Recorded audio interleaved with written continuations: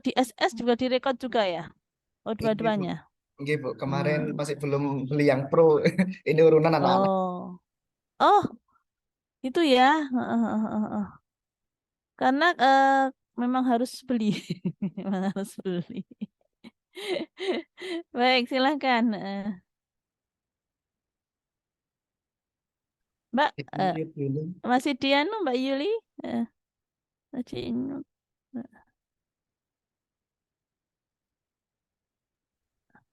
Saya izin share screen dulu, Bu.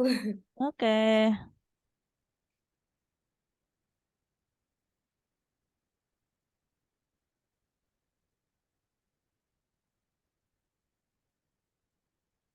Baik, Assalamualaikum warahmatullahi wabarakatuh. Waalaikumsalam. Waalaikumsalam warahmatullahi wabarakatuh. Selamat pagi, Bu Jumi. Selamat pagi, rekan-rekan eh, peserta Zoom ujian seminar PPG pagi hari ini.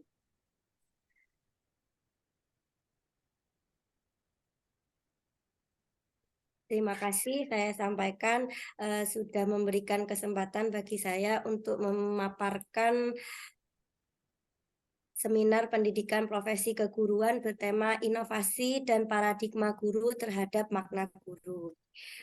Mungkin Bu Cumi dan rekan-rekan semua sudah mengetahui biodata diri saya.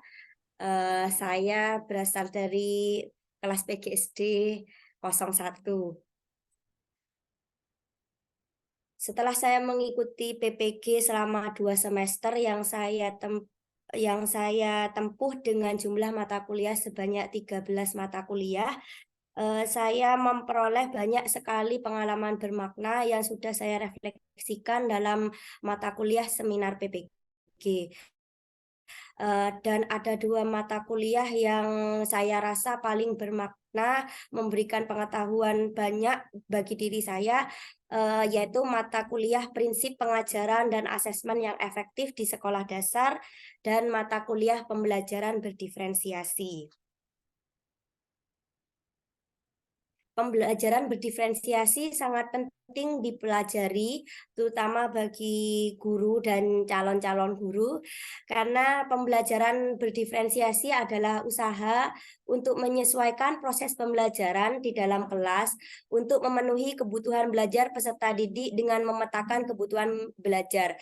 Sebagai seorang guru, tentunya ketika kita akan melakukan proses pembelajaran atau seorang guru, wali kelas, kita tentunya akan melakukan observasi dan profiling di awal semester.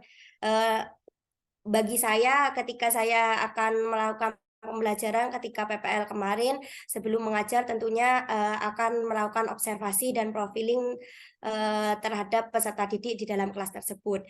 Dalam pembelajaran berdiferensiasi ada diferensiasi konten, yaitu jenis muatan atau konten apa yang akan diajarkan guru kepada peserta didik.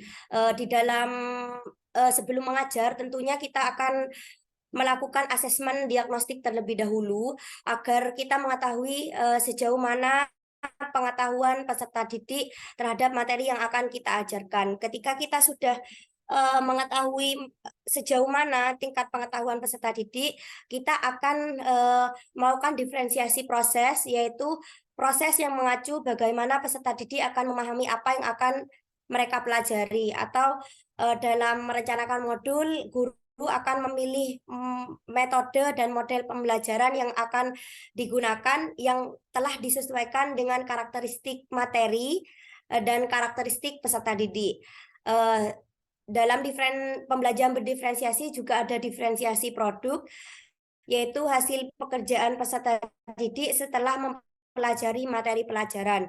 Di mana dalam kurikulum Merdeka saat ini yang sudah berjalan kurang lebih 1 tahun, guru harus memberikan kebebasan kepada peserta didik untuk memilih hasil pekerjaan apa yang mereka inginkan, yang mereka senangi.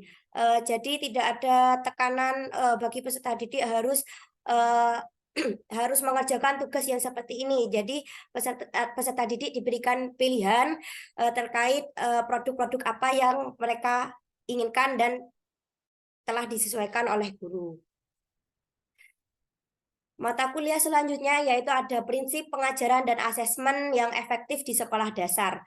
memberikan banyak pengetahuan dalam diri saya bahwa dalam merancang dan mengembangkan perangkat pembelajaran tentu perlu komponen perencanaan pembelajaran dengan menerapkan TPACK atau Technological Pedagogical Content Knowledge, yang mana sebelum saya mengikuti PPG ini saya hanya sebatas mengetahui bahwa TPACK itu seperti menyanyikan lagu nasional dan menyanyikan lagu daerah di awal atau di akhir pembelajaran. Namun setelah saya mengikuti PPG ini, pengetahuan saya bertambah bahwasanya penerapan TPACK itu tentu harus ada pengintegrasian antara materi pembelajaran dan media berbasis IT. Desain inovasi pembelajaran. Hal yang dapat saya tarik sebagai pembelajaran bermakna yaitu juga bermakna dapat dilakukan oleh guru jika mampu melakukan pemetaan kebutuhan belajar untuk mengakomodasi kebutuhan belajar peserta didik. Tentunya ini dilakukan dengan observasi, profiling, dan adanya asesmen diagnostik, dan menuangkannya kepada modul ajar. Ketika guru sudah menemukan banyak informasi melalui observasi, profiling, dan lain sebagainya, tentu guru akan menuangkan dalam modul ajar ide-ide tersebut yang tentunya juga harus menerapkan TPACK serta mengaplikasikan sebaik mungkin di dalam pembelajaran di kelas, dan guru harus senantiasa melakukan refleksi terkait pembelajaran yang sudah diajarkannya. Hal berbeda apa yang dapat saya lakukan? Sebelumnya saya ingin memaparkan bahwasanya selama saya PPL, saya mendapati permasalahan di mana saya melakukan pembelajaran peserta didik itu kurang berminat karena yang saya berikan hanyalah media TPACK dengan media PPT dan PPT dan video pembelajaran, sehingga ketika saya melakukan observasi dan wawancara yang menyebabkan minat dan motivasi pembelajaran siswa biasa saja karena peserta didik sudah terbiasa dengan media video dan PPT, sehingga saya merancang hal yang akan saya lakukan selanjutnya adalah merancang pembelajaran berdiferensiasi konten yang sebelumnya sudah saya lakukan dengan asesmen diagnostik, dan saya akan menerapkan TPACK menggunakan media pembelajaran berbasis augmented reality atau AR. Augmented reality atau AR sendiri adalah salah satu teknologi yang menggabungkan objek virtual atau nyata dihadirkan ke dalam dunia nyata, atau seakan-akan suatu objek dihadirkan di dalam kelas seakan-akan itu nyata, sehingga tentu akan membantu peserta didik dalam memahami materi dalam bentuk visual, memperjelas hal-hal yang abstrak, dan membuat peserta didik interaktif dan berminat mengikuti pembelajaran dan menunjang kreativitas. Oleh Resi Kartika Dewi dalam jurnalnya tahun 2020 menunjukkan hasil pembelajaran menggunakan media AR menunjukkan peningkatan yang signifikan terhadap minat belajar siswa. Terkait perangkat pendukung AR sendiri, ada handphone, yang mana dalam handphone itu ada suatu aplikasi bernama Assembler Edu yang di dalamnya menyediakan berbagai fasilitas dan fitur dalam mata pelajaran fisik dan lain sebagainya. Namun ketika guru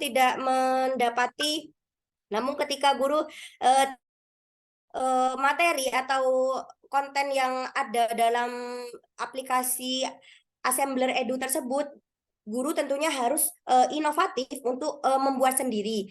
Nah, untuk media AR ini dapat guru buat dan dapat dengan mengakses web dengan alamat Studio Assembler World, yang mana guru di dalamnya bisa merancang proyek sendiri terkait materi apa yang diinginkannya dan diaplikasikan dalam pembelajaran.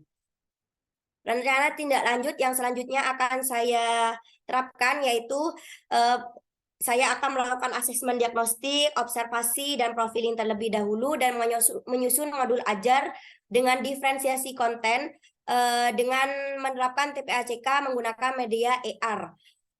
Kemudian berkoordinasi dengan sekolah untuk lebih memanfaatkan sarana dan prasarana berupa laptop maupun HP yang mungkin dimiliki oleh sekolah yang nantinya akan saya tempati agar bisa digunakan lebih maksimal. Setelah melakukan pembelajaran dengan menggunakan media AR ini, tentunya saya akan melakukan evaluasi kognitif dengan menggunakan tes dan penilaian psikomotor dan afektif menggunakan observasi. Dan tentunya saya akan selalu melakukan refleksi terhadap pembelajaran yang saya lakukan dengan mengidentifikasi kekurangan dan kelebihan pembelajaran saya. Terkait pengetahuan yang saya dapatkan dalam PPG Prajabatan ini memberikan saya pengetahuan bahwasanya guru bukan lagi sumber belajar utama bagi peserta didik. Saat ini banyak sekali sumber belajar yang dapat diakses oleh peserta didik. Salah satunya teknologi yang menyediakan kemudahan bagi peserta didik untuk mengakses kapan saja pengetahuan yang mereka inginkan. Dan di sini guru berperan sebagai fasilitator dan menuntun peserta didik mencapai cita-citanya. Selain itu, guru tidak akan terganti. Guru menyentuh perasaan atau jiwa peserta didik seperti mental, karakter, dan emosional mereka. Keahlian ini tidak akan digantikan oleh teknologi penunjang pembelajaran lain. Secanggih apapun teknologi, tentunya tidak akan semaksimal guru memberikan pembelajaran kepada peserta didik dengan bantuan media. Apabila hanya diberikan media pembelajaran saja, bisa jadi ada peserta didik yang belum bisa memahami dan tentunya tanpa bantuan guru peserta didik juga tidak akan maksimal dalam mendapatkan pengetahuannya. Guru harus percaya dan yakin bahwa setiap peserta didik memiliki keunikan masing-masing, sehingga guru tidak perlu membandingkan peserta didik yang satu dengan yang lainnya. Dalam artian guru harus memiliki mindset yang berkembang. Guru harus mampu menuntun peserta didik sesuai dengan kemampuan, bakat, dan minatnya. Dan yang terakhir adalah guru harus mengikuti perkembangan zaman, di mana guru harus menciptakan inovasi pembelajaran yang menarik dengan mendukung penggunaan teknologi modern. Guru harus mampu berkomunikasi dengan baik kepada peserta didik tanpa membeda-bedakan status mereka. Seperti halnya yang dikatakan oleh Bapak Filosofi Pendidikan Indonesia, yaitu Bapak Ki Hajar Dewantoro, bahwa pendidik perlu terbuka dan mengikuti perkembangan zaman yang ada. Mungkin itu saja yang dapat saya sampaikan.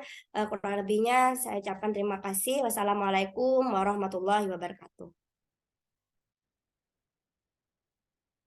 Waalaikumsalam warahmatullahi wabarakatuh. Terima kasih Mbak Yuli. Oke, Mbak Yuli. Panggilannya Mbak Yuli ya? Mbak Yulia. Mbak Yulia.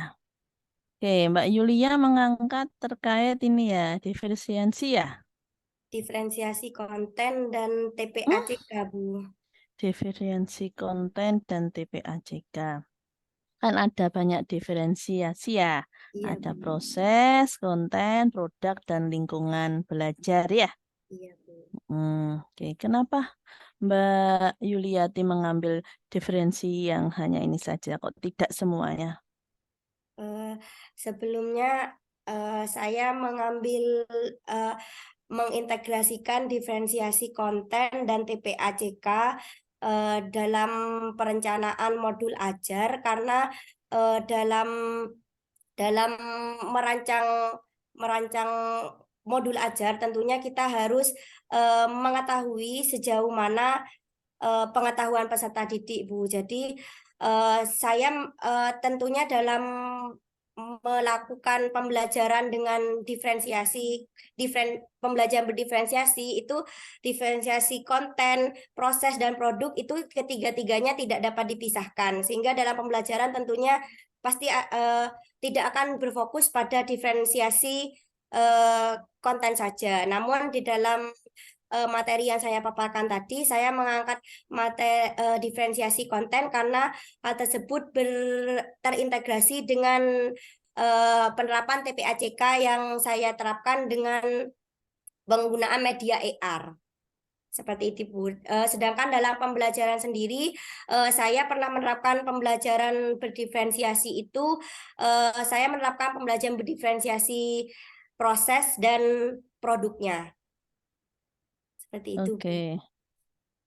Yang sudah Mbak lakukan gitu ya, pada saat di kelas berapa itu?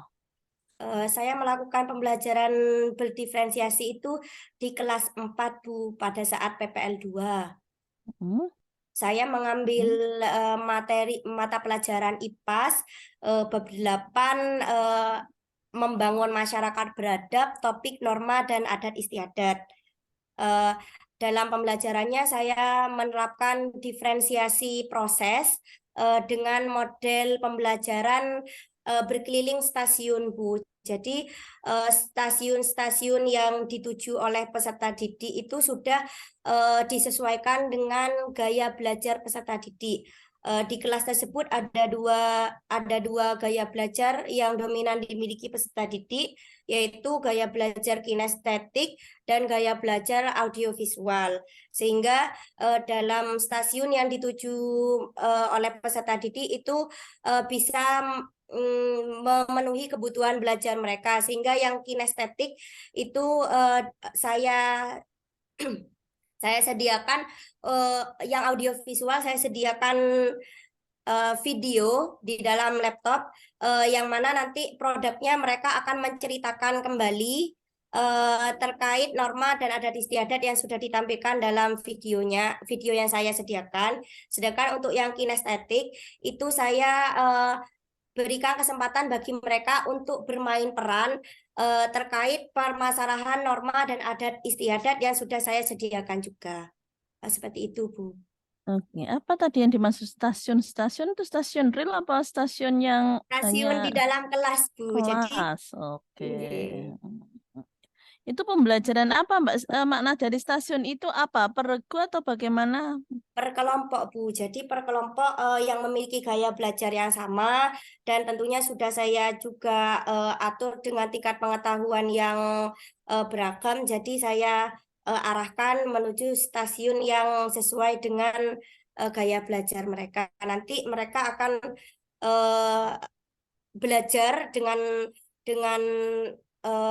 kemauan mereka mengamati, dan nantinya karena mereka tidak menghendaki untuk menulis dan bercerita, jadi mereka meminta untuk bermain peran, dan saya penuhi dengan mereka mempresentasikannya melalui kegiatan bermain peran seperti itu. Oke, baik. Ini ada dua hal yang dilakukan oleh Mbak Yulia. Yang satu bermain peran, yang satu siswa mengamati video. Apakah ini dalam waktu yang bersamaan? Dalam waktu yang bersamaan, Bu. Bagaimana Mbak Yuli mengaturnya dalam waktu bersamaan dengan dua implementasi metode yang berbeda? Dalam mengatasi peserta didik yang saya terapkan pembelajaran berdiferensiasi itu, saya atur untuk bisa memberikan bantuan kepada mereka yang mengalami kesulitan. Jadi saya bergantian, Bu, untuk bisa menilai dan sekaligus memberikan bantuannya. Namun untuk kesulitannya sendiri pastinya karena metode produknya yang dihasilkan berbeda, tentunya dalam penerapannya itu peserta didik di kelas yang tentunya sulit diatur, dan pasti ada yang ini, Bu. Padahal sudah difasilitasi kebutuhan mereka untuk yang kinestetik untuk bermain peran, namun ketika sudah presentasi memaparkan hasilnya, ada yang peserta didik yang merasa keberatan. Oh, Bu, itu gampang seperti itu, Bu. Jadi guru dalam mengatasi kegiatan pembelajaran menggunakan pembelajaran berdiferensiasi itu harus benar-benar bisa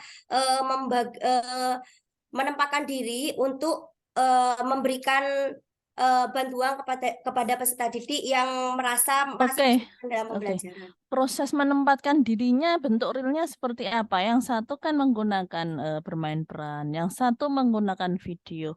Bagaimana Mbak Yuli ini mengaturnya dalam waktu yang sama, gitu ya, bersamaan kan? Di dalam kelas itu saya bagi dua, Bu. Jadi bentuknya kan Oke. bentuk U. Yang sebelah Hmm, kanan itu untuk peserta didik yang mengamati video, dan yang hmm, sebelah kiri itu untuk peserta didik yang menyiapkan untuk bermain peran. oke.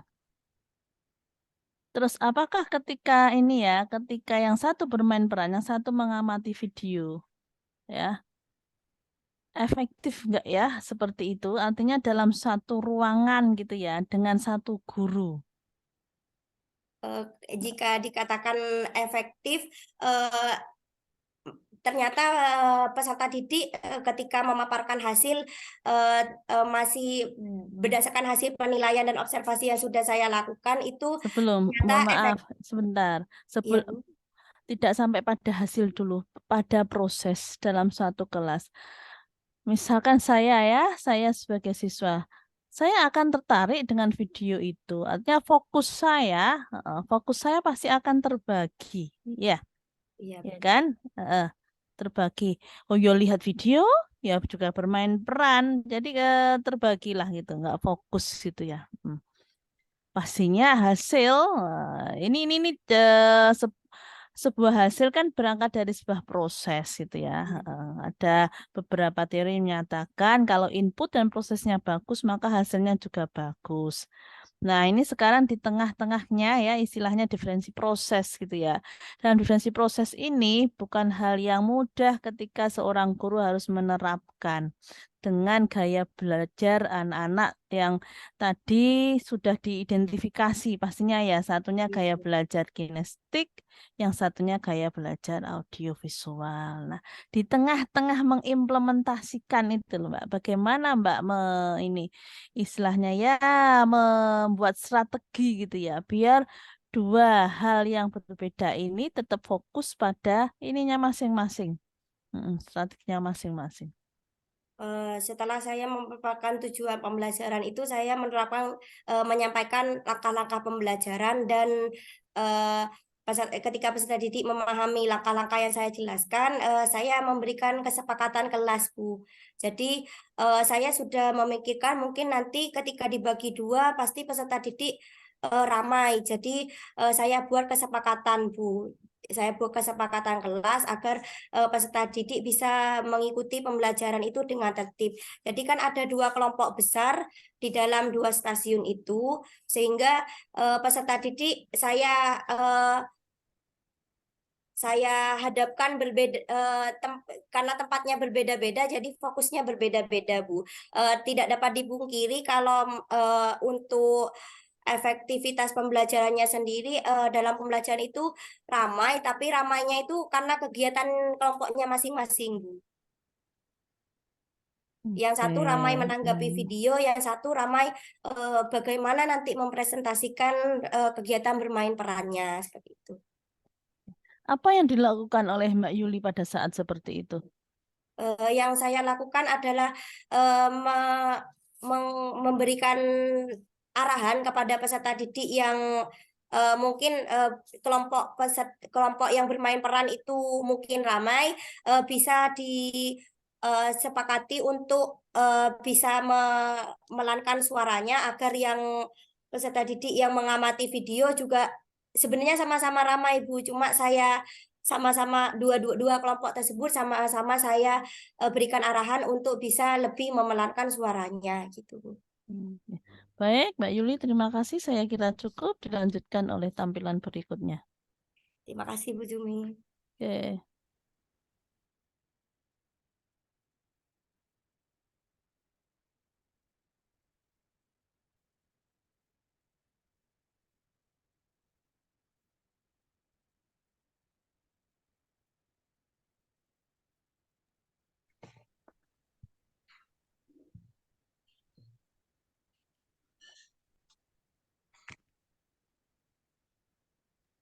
Tampilan berikutnya siapa? Halo? Bisa Untuk dengar suara berikutnya Ibu? saya Ibu. Oh ya. Oke. Mohon izin share screen nggih, Bu. Oke ya, Mbak Dwi.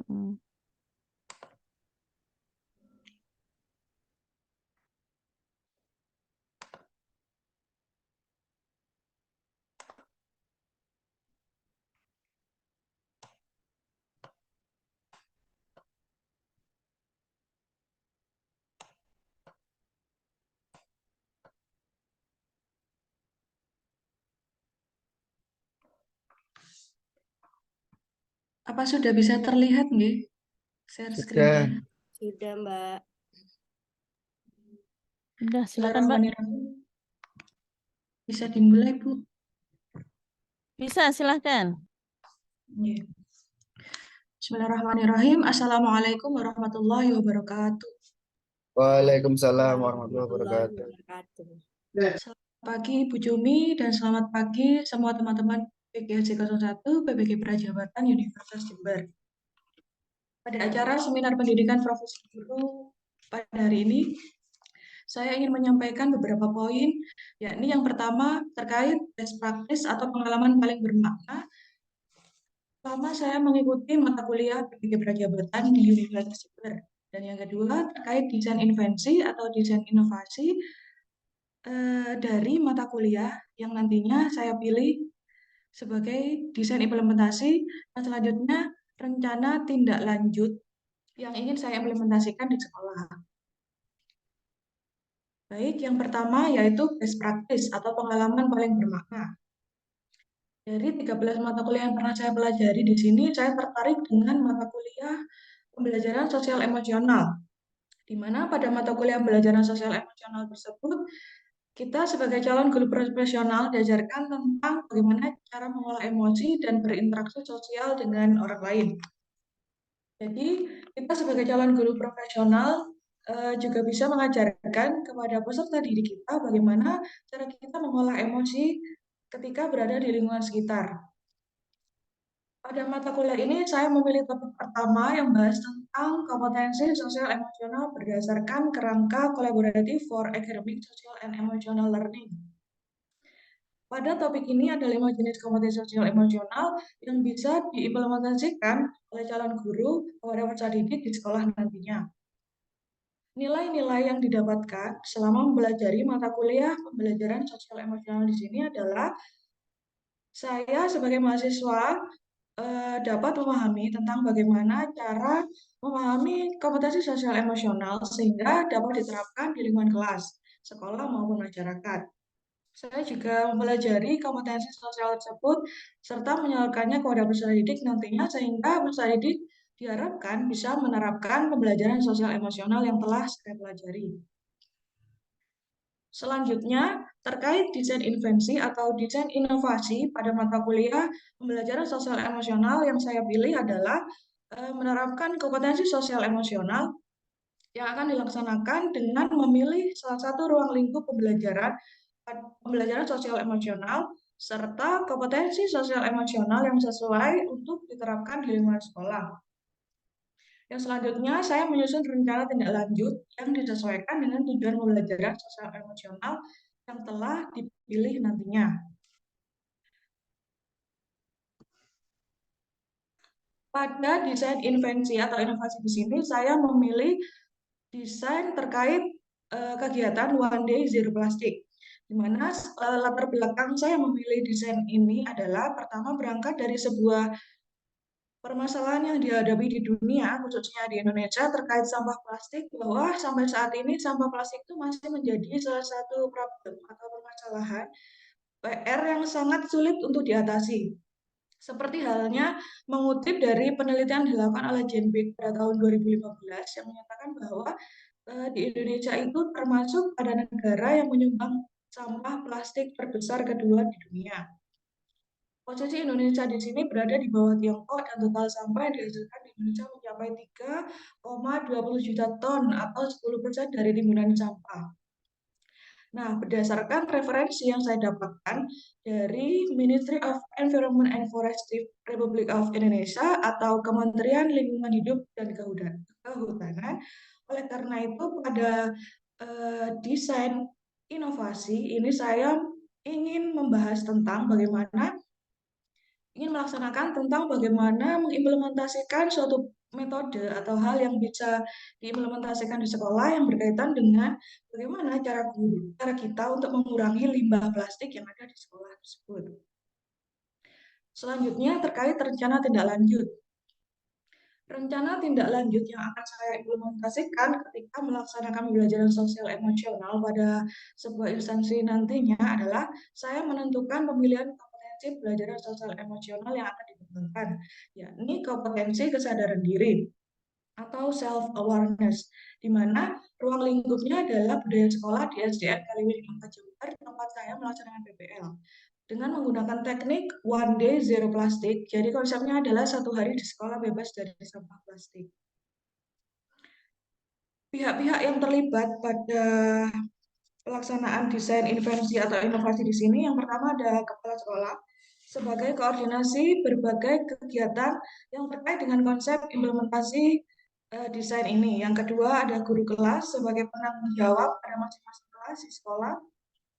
Yang ketiga ada kantin sebagai penyedia makanan bebas plastik, dan yang keempat peserta didik dan sebagai pelaksana kegiatan. Yang terakhir adalah orang tua sebagai penanggung jawab di rumah.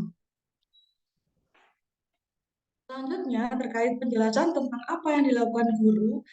Di sini pada setiap hari Sabtu, guru meminta peserta didik untuk membawa bekal sendiri dari rumah dan berusaha untuk tidak menggunakan plastik ketika membeli makanan di kantin. Peserta didik juga diarahkan membawa minuman dari rumah sehingga mengurangi sampah plastik bekas sedotan dan wadah minuman di lingkungan sekolah tersebut.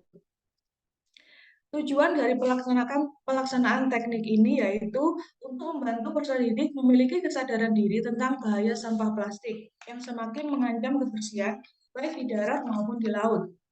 Diharapkan juga peserta didik mengerti arti bagaimana cara melindungi bumi dari sampah plastik. Jadi diharapkan peserta didik mengetahui dan dapat mengimplementasikan bagaimana cara mencintai lingkungan sekitarnya.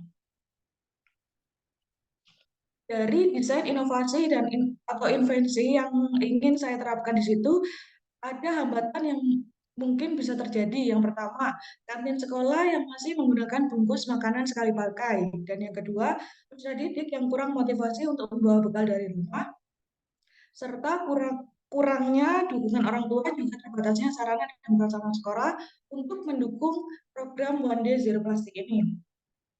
Dari adanya hambatan pada pelaksanaan desain tersebut, cara mengatasi hambatan tersebut adalah pertama, memberikan peraturan kepada pihak kantin untuk menerapkan 1 hari tanpa sampah plastik setiap hari Sabtu. Dan yang kedua, melaksanakan sosialisasi kepada peserta didik, juga orang tua terhadap program yang akan dilaksanakan, juga manfaatnya. Yang ketiga, melakukan koordinasi dengan dinas pendidikan setempat atau donatur akan mendapatkan bantuan terkait sarana dan prasarana jika pada sekolah tersebut sarana dan prasarannya kurang memadai. Baik, itu saja yang bisa saya sampaikan. Saya kembalikan kepada Ibu Jumi. Terima kasih. Wassalamualaikum warahmatullahi wabarakatuh. Waalaikumsalam warahmatullahi wabarakatuh. Coba ditarik di ini slide yang pertama, Mbak. Loh, kok menghilang? Mohon maaf, Ibu. Slide yang Mbak pertama. Dwi Fitri. Dwi Fitri.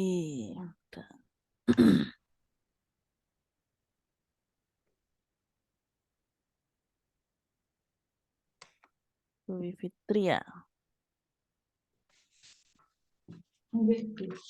Ya, oke. Baik. Sama dengan yang lainnya, aku ingin menanyakan mengapa Mbak Dwi tertarik mengambil topik ini. Terima kasih Bu Jumi atas pertanyaannya. Mohon izin menjawab. Saya tertarik mengambil topik ini. Yang pertama terkait topik ini berhubungan dengan kompetensi sosial peserta didik. Dan yang kedua, desain atau inovasi yang akan saya terapkan di sekolah tersebut nantinya dapat memberikan dampak positif bagi peserta didik yang ada di sekolah nantinya seperti itu. Oke. Bisa diceritakan, Mbak, apa yang sudah Mbak lakukan pada tahap ini? Oke, baik Bu Jumi. Yang saya lakukan pada tahap ini karena di sini saya masih menyusun desainnya, kerangkanya saja. Jadi pada sekolah tersebut masih belum dilakukan itu. Masih sebatas sebuah rancangan. Karena saya melihat di tempat PPL saya khususnya di baik pada PPL 1 maupun PPL 2 di sana memang terdapat banyaknya penggunaan plastik, sampah plastik yang begitu banyak serta berdampak bagi banyaknya timbunan plastik-plastik seperti itu. Jadi saya ingin mengimplementasikan atau membuat sebuah desain di mana bisa mengurangi adanya limbah tersebut. Ini seperti itu, Bu Jumi. Oke, baik.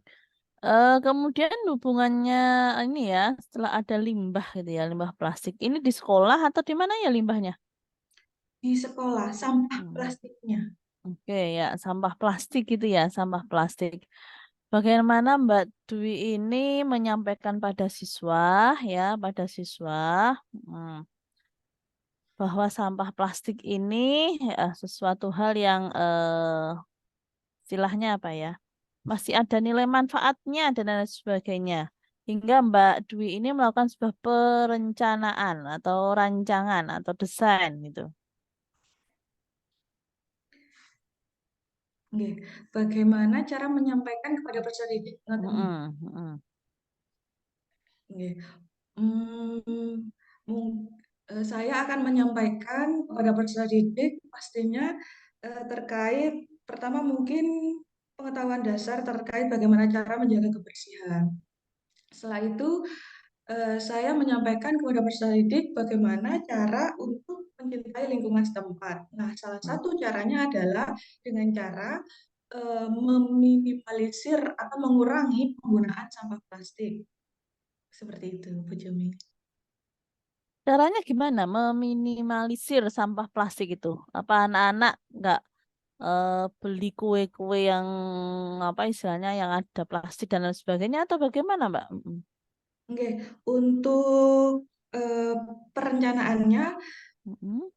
meminimalisirnya dengan cara dimulai dengan 1 hari dulu tanpa pembelian sampah plastik. Jadi peserta didik diarahkan atau dikomunikasikan bagaimana 1 hari tersebut anak-anak membawa bekal dari rumah juga selain arahan kepada anak-anak juga ada arahan kepada pihak kantin untuk tidak menjual makanan yang ada plastiknya seperti itu. Pertama Oh, dimulai dari 1 hari, yaitu hari Sabtu.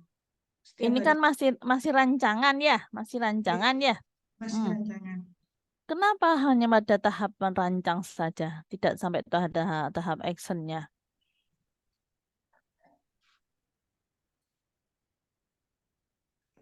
Mohon maaf, Bu Jumi, suaranya terputus.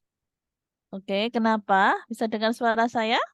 Oke, bisa sudah. Kenapa hanya pada tahap merancang saja, tidak sampai pada melakukannya atau mengimplementasinya atau action gitu ya? Kenapa? Oke. Untuk ini karena mengikuti judul desain masih tahap rancangan, tapi nanti harapannya bisa diimplementasikan pada sekolah tempat saya PPL Bu Jumi. Terlebih ketika saya nanti ditempatkan sebagai guru. Ini kan masih berandai-andai ini ya, masih Iya, berandai-andai ya. Nah, jadi belum sementara hanya bisa desain. belum dilihat hasilnya gitu kan. Iya. Eh, Anda hanya mendesain berdasarkan permasalahan yang ada ya. Kemudian bisa dikaitkan sebenarnya dengan topik-topik sebelumnya atau topik paradigma guru gitu ya. Eh, Iya. Nah, bagaimana seorang guru gitu ya, seorang guru setelah mendesain, merancang dari permasalahan Misalkanlah tadi sampah plastik itu gitu ya. Hmm. Cukuplah implementasi atau paradigma guru yang harus mengembangkan ini ya, mengembangkan keilmuannya, bagaimana membuat sebuah inovasi gitu, nggak usah banyak-banyak gitu ya, satu aja gitu, satu aja dari sampah-sampah plastik itu, misalkanlah eh, dikaitkan dengan pembelajaran SPDB ataupun yang lain-lain, begitu ya Mbak Dwi ya. Masukkan saja. Oke, terima kasih Mbak Dwi atas presentasinya. Silahkan untuk yang lainnya menyusul. Terima kasih Bu Berikutnya, Jumi. yuk.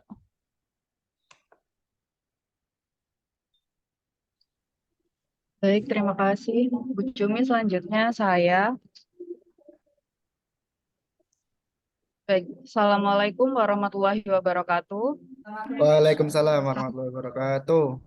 Selamat pagi untuk Bu Jumi, selamat pagi juga untuk teman-teman semuanya.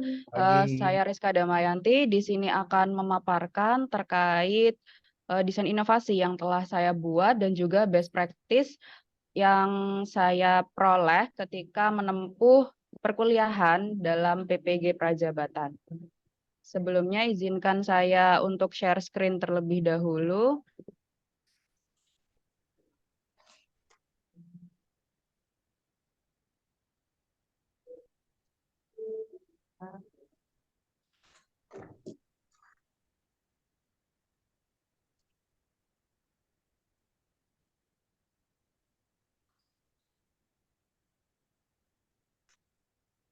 Baik, saya lanjutkan. Saya Rizka Damayanti, mahasiswa PPG Prajabatan, khususnya di kelas 1. Saya akan memaparkan pengalaman paling bermakna yang saya peroleh ketika menempuh seluruh mata kuliah dalam kegiatan PPG Prajabatan selama kurang lebih 1 tahun ini. Menurut saya, mata kuliah yang paling berkesan yaitu mata kuliah pengajaran dan asesmen yang efektif, khususnya pada topik 4 yang membahas tentang lingkungan kelas yang aman, nyaman, dan berpihak pada ekosistem pembelajaran SD. Mengapa topik ini sangat menarik? Karena pada topik ini saya mempelajari mengenai bagaimana mendesain ruang kelas yang aman, nyaman, dan berpihak pada ekosistem pembelajaran SD, sehingga dengan lingkungan atau ruang belajar, suasana belajar yang seperti itu, selanjutnya dapat diharapkan meningkatkan hasil belajar peserta didik. Topik ini merubah pola pikir sempit saya tentang tugas guru. Setelah mempelajari topik ini, saya menjadi tahu bahwasannya lingkungan kelas yang notabene merupakan tempat peserta didik untuk melakukan kegiatan pembelajaran dalam rangka proses pengkajian ilmu ternyata sangatlah penting untuk dirancang dan didesain dengan baik agar dapat mempengaruhi kondisi psikis siswa ke arah yang baik dan ke arah yang baik atau ke arah yang lebih positif. Kemudian saya merasa bahwasannya efektivitas kegiatan pembelajaran itu ternyata tidak melulu soal perencanaan pembelajaran yang meliputi modul ajar, bahan ajar, media ajar, LKPD, dan susunan instrumen yang biasanya dalam mata kuliah atau kegiatan PPG kita selalu membuat perangkat ajar tersebut untuk melakukan kegiatan pembelajaran. Nah, setelah mempelajari topik ini, saya menjadi tahu bahwasannya lingkungan pembelajaran itu juga amat penting untuk diperhatikan, khususnya yaitu lingkungan kelas. Lingkungan kelas yang aman, nyaman, dan sesuai dengan ekosistem pembelajaran tentunya akan lebih dapat memunculkan mood yang positif bagi siswa, sehingga dapat meningkatkan motivasi belajar siswa itu sendiri, yang mana apabila siswa itu termotivasi dalam belajar, tentunya hasil belajar dapat tercapai secara lebih maksimal. Kemudian karya inovasi yang saya buat yaitu saya membuat rancangan desain kelas yang menganut atau terdapat unsur-unsur nyaman, aman, dan juga sesuai atau berpihak pada ekosistem pembelajaran. Yang pertama yaitu lingkungan kelas yang aman. pada tahap awal saya mendefinisikan terlebih dahulu aman menurut saya yaitu tidak ada rasa takut, tidak ada rasa tertekan, tidak bahaya, tidak ada perundungan. Kemudian indikator kelas yang aman menurut saya yaitu yang pertama memiliki sarana dan prasarana yang memadai. Ruang kelas yang kokoh, contohnya dari segi atapnya, dindingnya, kacanya, kemudian lantainya. Khususnya pada lantai tidak ada lantai keramik yang pecah yang mana apabila ada serpihan dari retakan lantai itu tentunya dapat melukai peserta didik. Kemudian atap apabila ada yang berlubang atau ada yang mengelupas tentunya juga akan sangat berbahaya bagi peserta didik. Dan juga kaca jendela yang fungsinya adalah sebagai sirkulasi udara tentunya harus yang memadai, tidak pecah maupun retak yang mana apabila hal tersebut terjadi dapat berbahaya bagi peserta didik. Kemudian indikator yang kedua yaitu memiliki jalur evakuasi bencana. Hal ini diperlukan sebagai bentuk penanganan atau pencegahan dan upaya apabila terjadi bencana di suatu sekolah dan anak-anak sudah mengetahui kemana jalur evakuasi yang harus mereka lalui agar dapat selamat atau terhindar dari bencana tersebut. Indikator selanjutnya yaitu memiliki budaya yang aman dengan melindungi semua warga kelas. Nah, indikator ini dapat dipenuhi dengan cara menumbuhkan rasa kasih sayang di antara peserta didik, kemudian menumbuhkan jiwa-jiwa atau rasa-rasa toleransi di antara peserta didik, sehingga nantinya mereka dapat saling menghormati, menghargai, tidak mendiskriminasi temannya, tidak meremehkan temannya. Kemudian indikator selanjutnya yaitu lingkungan kelas terbebas dari perundungan. Nah, dengan terciptanya rasa kasih sayang, rasa toleransi, dan saling menghargai satu sama lain, tentunya nantinya dapat meminimalisir adanya perundungan di antara teman-teman sekelas, karena dalam satu kelas siswa itu sudah saling mengasihi satu sama lain sehingga tidak meremehkan. Selanjutnya yaitu lingkungan kelas yang nyaman. Definisi nyaman menurut saya yaitu peserta didik merasa sejahtera atau tenang baik secara mental, fisik maupun sosial sehingga merasa betah berada di lingkungan kelas. Kemudian rancangan desain kelas yang saya buat memiliki beberapa indikator. Indikator yang pertama yaitu ruangan kelas yang bersih, rapi, indah, dan menyenangkan. Nah, indikator ini dapat tercapai dengan membentuk piket dan membiasakan siswa untuk selalu membersihkan kelas dan merapikan kelas secara rutin agar kelasnya selalu bersih dan juga tertata dengan rapi sehingga anak-anak merasa nyaman berada di dalam kelas. Selanjutnya, indikator selanjutnya yaitu mendekorasi kelas yang kaya literasi dan juga memajang hasil karya peserta didik yang mana itu merupakan bentuk apresiasi kita sebagai guru terhadap hasil karya peserta didik. Yang mana apabila kita mendekorasi kelas dengan karya yang dibuat oleh peserta didik itu sendiri, maka ia akan merasa dihargai dan merasa disanjung bahwasannya apa yang ia buat rupanya bagus dan layak untuk dipajang. Seperti itu. Indikator selanjutnya yaitu jumlah meja dan kursi di kelas disesuaikan dengan kebutuhan peserta didik. Nah, ini merupakan salah satu indikator yang penting yang mana apabila dalam satu kelas jumlah siswanya adalah 28, tentunya meja dan kursi harus sesuai dengan jumlah tersebut agar peserta didik itu merasa bahwasannya setiap masing-masing dari mereka memang memiliki tempatnya masing-masing dan merasa dianggap di dalam kelas itu. Kemudian yang selanjutnya yaitu ruangan kelas memiliki ventilasi udara dan pencahayaan yang cukup. Hal ini juga merupakan indikator yang penting yang mana ventilasi udara itu berfungsi sebagai ruang atau tempat sirkulasi udara agar udara di dalam kelas itu selalu tersirkulasi dan terbarukan agar tidak ada kesan sumpek bagi anak-anak sehingga dalam kegiatan pembelajaran mereka merasa nyaman dan ruangannya juga tidak gelap.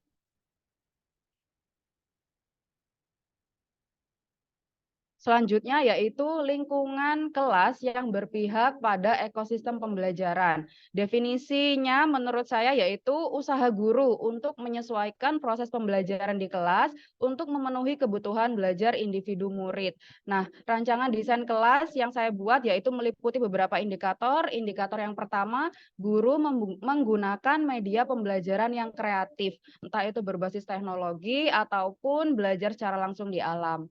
Kemudian yang selanjutnya, guru melibatkan peserta didik secara aktif dalam kegiatan pembelajaran karena untuk memfasilitasi agar siswa itu dapat mengkonstruk pengetahuannya sendiri dan memperoleh informasi-informasinya secara langsung sehingga kegiatan pembelajaran atau informasi atau ilmu yang diperoleh dapat lebih bermakna bagi peserta didik. Selanjutnya yaitu membentuk kelompok belajar. Hal ini perlu dilakukan untuk meningkatkan jiwa kerjasama bagi peserta didik dan juga mengelompokkan siswa-siswa yang memiliki perbedaan tingkat pengetahuan, keterampilan, dan juga sikap. Selanjutnya yaitu menumbuhkan motivasi bagi peserta didik yang mana ini bisa dilakukan guru dengan melakukan pendekatan kepada siswa dan juga menunjukkan rasa kasih sayang guru terhadap siswa sehingga siswa itu merasa dikasihi oleh gurunya, merasa dianggap oleh gurunya, dan merasa sangat disayangi oleh gurunya sehingga ia lebih termotivasi untuk selalu mau belajar dan mau untuk berangkat sekolah. Yang selanjutnya yaitu pendapat awal saya tentang makna guru adalah seseorang yang bertanggung jawab dalam proses pembelajaran sehingga dapat memberikan hasil belajar yang maksimal bagi peserta didik. Guru bertugas mendidik dan mengajar siswa, mulai dari ranah pengetahuan, keterampilan, hingga sikap. Apa yang diajarkan oleh guru akan amat berpengaruh pada karakter peserta didik ke depannya. Setelah saya mempelajari topik 4, prinsip pengajaran dan asesmen yang efektif, saya memiliki paradigma baru tentang makna guru, yaitu sebagai mahasiswa PPG, sebagai calon guru profesional, setelah merefleksikan pengalaman belajar, menurut saya makna guru ternyata bukan hanya sebagai pengajar saja, melainkan juga sebagai fasilitator dalam belajar. Guru perlu memahami lingkungan belajar peserta didik, apakah sudah membuat peserta didik aman, nyaman, dan berpihak kepada mereka. Seperti contohnya, guru perlu memperhatikan lingkungan yang ada di sekitar siswa saat dilaksanakannya pembelajaran. Jadi, paradigma guru bukan hanya bertugas sebagai pengajar saja, tapi juga untuk menuntun menuju pembelajaran yang aman, nyaman, dan berpihak pada ekosistem pembelajaran yang tentunya apabila hal-hal tersebut dipenuhi akan lebih dapat memunculkan mood yang positif sehingga dapat meningkatkan motivasi belajar peserta didik dengan adanya dukungan mengenai lingkungan sekitarnya saat mengikuti pembelajaran. Yang mana menurut Ki Hajar Dewantara bahwa pendidikan seharusnya tidak membatasi diri pada ruang kelas, tetapi harus terkait erat dengan kehidupan sehari-hari peserta didik. Baik, itu saja yang dapat saya sampaikan. Kurang lebihnya mohon maaf. Wassalamualaikum warahmatullahi wabarakatuh. Waalaikumsalam warahmatullahi wabarakatuh. Terima kasih Mbak Rizka. Oke. Mbak Rizka lebih banyak menyoroti bagaimana lingkungan pembelajaran yang aman dan nyaman gitu ya. Ini sudah banyak ini ya, ilmu dan teori yang sudah dapat. Kalau nyaman harus seperti ini, nyaman seperti ini dengan berbagai macam indikator-indikator secara konseptual dan teoritis. Nah, sekarang kan sudah PPL dan PPL juga sudah selesai ya. Bagaimana bentuk implementasi dari lingkungan pembelajaran yang aman dan nyaman selama PPL yang Mbak lakukan ya? Bisa diberikan contoh realnya bagaimana Mbak Damayanti ini memastikan bahwa lingkungan pembelajaran itu yang aman dan nyaman. Silahkan Mbak. Baik, ketika saya PPL itu saya perhatikan ruang kelasnya terlebih dahulu. Nah, rupanya di kelas tempat saya PPL itu alhamdulillah untuk sarana dan prasarananya itu sudah memadai, sehingga dari indikator sarana prasarana yang memadai itu sudah terpenuhi. Kemudian dari indikator untuk lingkungan kelas yang nyaman, yang mana itu biasanya berupa dekorasi kelas, desain kelas yang menarik, sehingga anak-anak betah. Kemudian dari segi kerapian dan juga kebersihannya itu ada beberapa yang belum terpenuhi. lagi, misalnya ada beberapa siswa yang belum tertib dalam piketnya, sehingga ruang kelas itu kadang setelah istirahat selalu kotor. Kemudian saat pembelajaran selanjutnya, jadinya ada beberapa sampah yang berserakan. Nah, ketika saya masuk, waktu itu saya pernah mengajarnya setelah istirahat. Jadi sebelum mengajar, saya itu meminta anak-anak terlebih dahulu untuk membersihkan kelasnya, dan saya meminta setiap siswa untuk mengecek loker dan juga bawah mejanya apakah terdapat sampah. Jika ada, saya suruh buang terlebih dahulu. Kemudian siswa yang pada hari itu terjadwalkan untuk piket, saya minta untuk piket. Seperti itu, Ibu. Oke, itu untuk menciptakan kelas apa itu nyaman ya? Nyaman, nggih. Oke, nyaman dari segi kebersihan gitu ya. Nggih. Selain itu apa yang sudah dilakukan oleh Mbak Rizka? Nggih. Kemudian saya juga memperhatikan kelas yang saya tempati untuk PPL itu belum memiliki pojok baca. Nah, saya itu menghimpun beberapa siswa yang memiliki buku cerita di rumahnya, dan saya mengajak siswa untuk membuat pojok baca sederhana di bagian ujung belakang kelasnya. Di situ hanya menggelar tikar, kemudian memberikan dekorasi pohon-pohon dengan menggunting kertas seperti itu, ditempelkan ke dinding, kemudian menata buku-buku cerita yang masing-masing siswa punya di dalam pojok baca tersebut. Kemudian hasil karya portofolio siswa ketika mengikuti pembelajaran bersama saya, misalkan LKPD-nya, itu saya minta untuk dimasukkan map, kemudian saya minta kepada wali kelasnya untuk membeli pashpin sehingga bisa ditempelkan di belakang kelasnya, dan anak-anak bisa merasa terapresiasi terhadap apa yang mereka buat, bisa dipajang di dalam kelas sebagai dekorasi kelas. Seperti itu, Ibu. Oke, baik. Kemudian untuk menciptakan, memastikan bahwa kondisi kelas aman, apa yang dilakukan oleh Mbak Damayanti?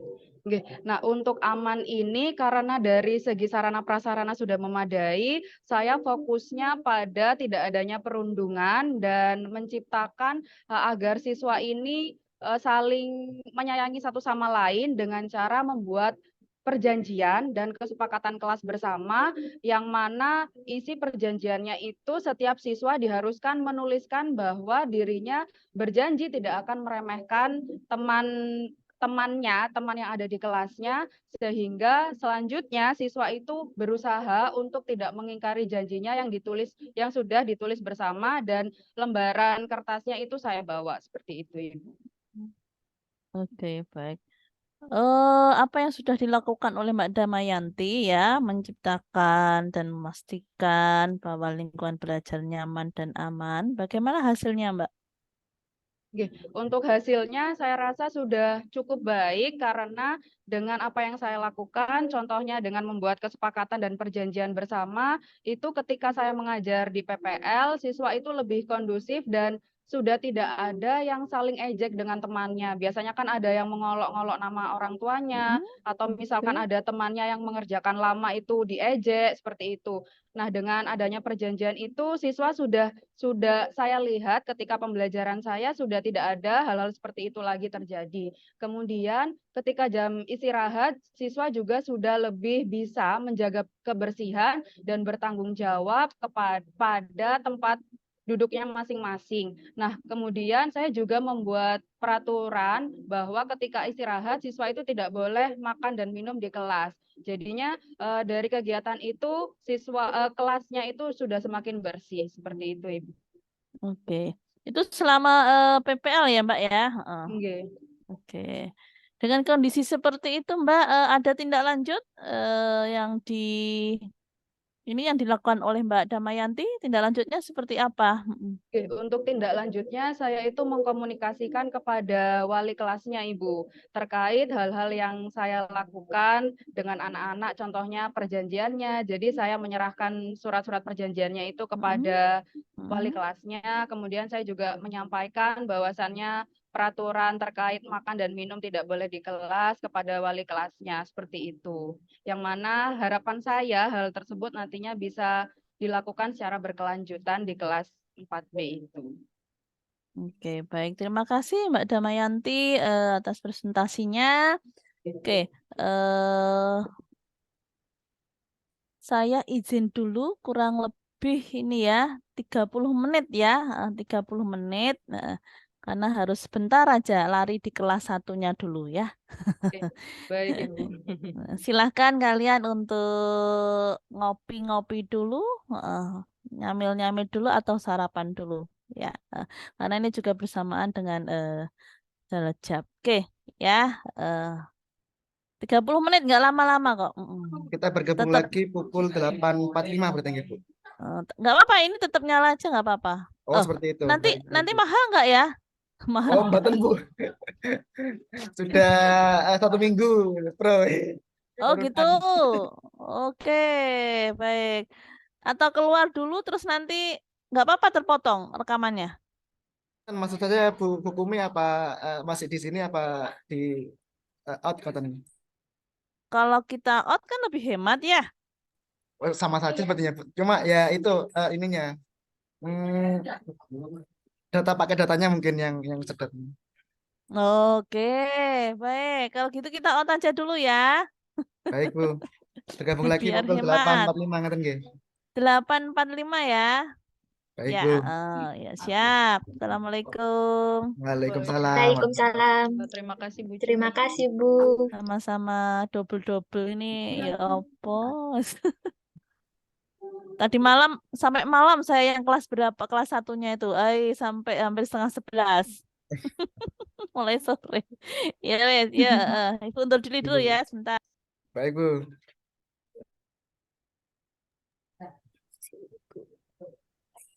Wes. Wes. Mas, apa sih kok istirahat? Ya apa? Apa sih kok istirahat? Saya nganu nang Kelas 1 kelas lain. Jajan nang jajan nang kantin yuk. Mas, mas Mas, suara stop recording. mami lagi. Soalnya acara nang sekolah. Gonku rame apa ndak gonku? Gonku rame apa ndak? Recording. Enggak. Gonku iki ruwame, beyuh wis kan. Ndak masuk tapi fair. Gonmu ndak masuk tapi. Nggak masuk ya wis. Krungu saya tapi Feria krungu titik. Ya wis gak apa-apa promosi tik wis. Ikut damai mau kesuwen presentasi Suwi saru. Enggak. Aku yang lama, tolong. Oh iya Mbak Ican iki pisan iki. Nanti Mbak Ami singkat aja Mbak Ami 5 menit ngono mari ngono. Jadi 5 menit. Mbak Ami presentasi Iya. 5 menit pertanyaannya. Presentasi Pak Nuriman. 10 menit dah. jangan di kabeh-kabeh no. Timer nih. Dibaca yang aja yang di slide aja Mau wes. dikirim ke Bu Diana nggak itu? Apanya? Yang kemarin katanya sampean. Iya wes. Iya wis, ya dah. Oke, tak chat Bu Diana. Ini tak stop dulu rekodnya nih. Rek. Aduh. Ya, stop Nah. recording Mas.